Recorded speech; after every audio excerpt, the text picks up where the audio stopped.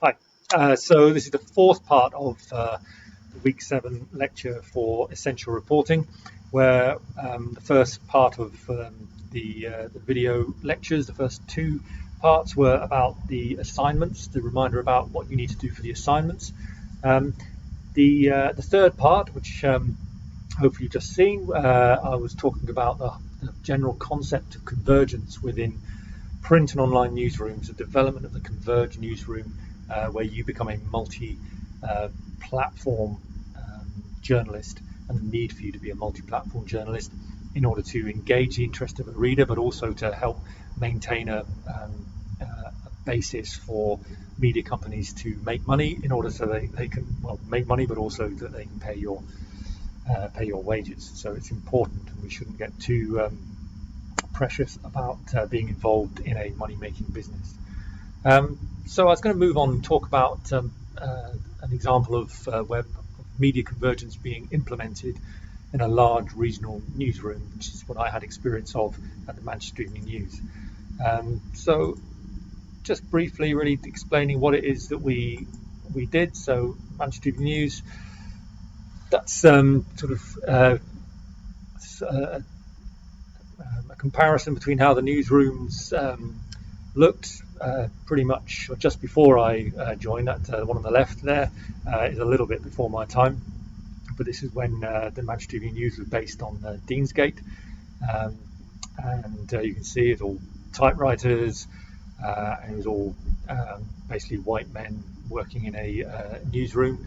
Things changed pretty dramatically over the next 30 or 40 years, which is when this final picture here, this is how things looked by the time I left the Manchester Evening News. So we're in a different building out in Chatterton in Oldham, but also the newsroom had changed quite dramatically.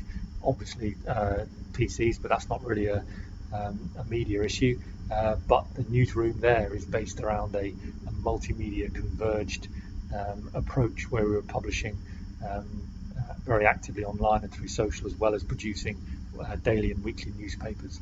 And the whole way that the newsroom is organised is very different. You can see on that left-hand picture where there's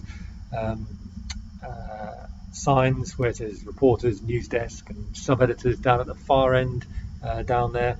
The way that this newsroom is organised, it won't be as obvious just from these little pictures, but we have a news hub here. So this is a circular news hub, and on that hub we have people producing print products, both daily and weekly. We have an online team over here with social media as well. We have a news desk which is integrated into that publishing process. So people are working very differently. There's very different communication channels of communication which are taking place within that newsroom, because we're not just producing one product of an evening newspaper or a daily newspaper. There's a whole range of products which are coming out of a single news hub, this multimedia hub. We also had TV coming out of this newsroom and radio, so we would have representatives of TV and radio within that hub as well, so that if a reporter was working on a story, we could get them to produce content across both print and online, but also be contributing to TV and radio as well. So a very different approach in the converged MEN newsroom. That's just giving you a little what the floor plan looked like, just to try and emphasize the idea of the way that we where we organized ourselves changed quite radically. Out of interest, the reason that we did it in a circle back to back like that was that it was trial and error. We found that when we sat in circles face to face, so if these people sitting around here, basically they can't see each other because of all the screens that are in the way. But these people in here, these are the key players, the people who are putting together TV programs, radio programs, newspapers, web and social. They can just turn around, they can see each other, talk to each other, hear each other. That's really important, being able to eavesdrop on what's going on around you, so that you're not relying on someone emailing you or someone actively telling you that you're actually actively involved in every conversation. If a reporter says there's a fire in the city centre, you don't have to wait to be told that. You've heard it at the same time as the news editor, the person who the reporter is telling. At the same time they know it, you know it. So it really speeds up publication, and it means that all different platforms, different media are able to operate in parallel, rather than there being some sort of hierarchy where one is preferred over another. In the early days of multi-platform publishing, it would always be print would take precedence, and then the web would be a poor second. Perhaps nowadays it's the other way around, that maybe web takes precedence and print is a poor second. But the idea is that you should try and play to the strengths of the particular media that you're using. So our publication priorities moved away from being about the format, about being about newspaper or web, and we just said, well, what's the best way to tell this story? So we'd be story first. So what's the best way for this story to be published? We always have to keep an eye on the safe versus unsafe boundary. That the danger of starting to publish things more rapidly is that you can make more mistakes. So we set up a whole load of protocols to make sure that we would never, or hopefully never, publish something before it was safe to do so. And we also started drawing much clearer distinctions between content that was live and versus content that was exclusive. So live content, so if there's a fire, everyone can see there's a fire. They come to the Manchester Evening News to find out more about that fire. Or, for instance, the Manchester Arena bomb. People are aware that's going on because everyone's reporting it, but they come to you because they want to know more information. An exclusive, on the other hand, is something you invest a lot of time and money in, because it's reporters' time investigating a particular issue, and you don't want to just throw that away at a time that doesn't suit you. So you need to manage an exclusive story very differently in a converged newsroom. You don't just throw it online as soon as it's ready, because if you throw it online at a bad time, at a time when you've got low audience, or it's going to help your competitors just before your competitors' deadlines, that would be dumb, because you spend a lot of time and effort producing an exclusive investigation, and then you're basically handing all of that information to everyone else. So you want to make sure you use exclusive content at a time that gives you the biggest advantage and the biggest benefit in terms of generating audience, so that you can then use that audience to generate advertising revenue. Another key new way of working was the way that we organize conferences. Conferences are meetings, news meetings that take place several times a day in a busy newsroom, and we moved from having monomedia conferences where we would talk about what are we going to put in the newspaper tomorrow, and we had moved to a multimedia conference where we'd have TV, radio, web, and print, both daily and weekly print, and social media that all be represented in the conference. And we would divide that conference between what's happening right now, what do we need to get out right now, what can we keep to make sure that the newspaper, the slowest form of publishing, how do we keep value in that newspaper? So how do we plan the newspaper so that it doesn't just completely get left behind in this process? Because the reality is newspapers still make a lot of money. For many media organizations, print still generates most of the cash to pay the bills. So it's important that whilst it's declining, we don't just completely forget about it. So where did that take us? So when I joined the Manchester Evening News, we were selling well over 200,000 copies of the newspaper every day, selling that. Now the print circulation, the actual paid for print circulation, is actually around 13,000, so a tiny proportion of the number of newspapers being sold than when I first arrived in the late 90s. As you'll know, if you go out onto the streets of Manchester, there's you can get free copies of the Manchester Evening News, and when they include those, it comes to just about 29,000 copies. So between print and free, they give away about 29,000 copies of the paper each day. Again, a tiny fraction of the number that we used to sell when I first joined the paper. Those figures, that 29,000, that's down. If you exclude the hit that COVID has created on newspaper circulations, it's still down by about 12% year on year. So that's a steady decline. So this time next year, you can expect to see the overall circulation being sort of 26,000 or so for print. But at the same time, remember those graphs at the beginning, massive increase in its web audience.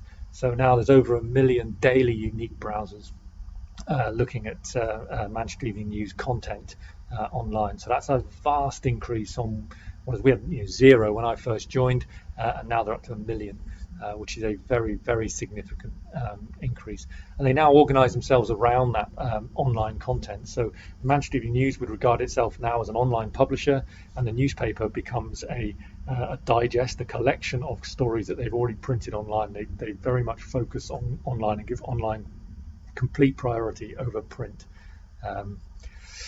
The other thing to think about within this Converge newsroom is the way that the whole business is structured. So when I joined the Manchester Evening News, we were part of the Guardian Media Group. That was then bought by Trinity Mirror, the owners of the Daily Mirror, and that then merged with another group of local newspapers called Local World, which used to be owned by the Daily Mail group, and that group bought the Daily Express. So you can see the consolidation of national titles and regional titles, and this became known as Reach. A couple of years ago, they renamed the whole group as Reach, so that now owns the Express, the Star, the Mirror, but also a lot of the big regional papers like the Manchester Evening News, Liverpool Echo, Birmingham Mail, Newcastle Chronicle, Plymouth Herald. All of these newspapers are now owned by Reach, and they're all within the same group. And it's a funny name, Reach, when you first hear it, but actually it tells you exactly what their ambition is. It's about reaching as many people as possible by combining their audiences. They can use this as a very powerful advertising tool, and that's how powerful it is. This figure shows how many people its combined audience reaches: over 36 million people in the UK. So this is using through Google. So this is an analysis of Google searches and Google audience figures. But the interesting thing there is that within the UK, Reach, the owners of the Manchester Evening News and all the other newspapers, actually reach more people than eBay does in the UK, and more people than some of the individual big sites like the Mail Online and the Guardian. So Reach as a combined group is a very, very powerful tool as a news telling organisation, but more importantly from their point of view as a money generating advertising organisation, because they can reach a huge number of people, over 36 million people and climbing. And the thing I want to stress about this is what all media organisations understand now is it's not about print versus online. It has to be about mobile. And Paul Gallagher, who's the head of online innovation at Reach, who I used to work with, I was talking to him, and the phrase he always uses, he says, if it doesn't work on mobile, it doesn't work. He's absolutely clear about that. So, and again, think about what we were doing a little bit earlier on in this session. Where did you last see a news story? Where did you last see an advert? Well, I'm going to guess it was on your phone. It wasn't on your desktop or laptop or in print or on TV, on radio. I bet you saw most of your news, most of your advertising, you saw it through your phone. So Reach recognise that, which has an impact on the way you work as a journalist, about the way you tell stories, about the way you present pictures, about the sorts of videos you need to be generating. So be aware of that. Mobile is absolutely crucial to your future as a journalist. Whether you want to be a broadcaster or a print journalist, mobile is absolutely crucial. Okay, so that's it for today. We've talked about the assignment preparation. We've talked about assignment 1, the news writing test. We've talked about assignment 2, the critical analysis of a news story across different platforms, along with a log about other news stories you've looked at and about the council meeting you've watched. Then we've talked about convergence, the convergence of media newsrooms, or convergence within media newsrooms, so that now print, online and social are working together in harmony to try and generate a bigger audience and therefore give you a platform to generate revenue, to generate money, so that you can fund the journalism that's so important to all of us. Then we've had a quick look at some of the work we did at the Manchester Evening News to take a traditional print newsroom and turn it into a forward-looking, digitally focused, convergent newsroom. Okay, we'll hopefully see you at the workshops. One of us will see you there, and if you have any questions, please feel free to ask. Good to see you.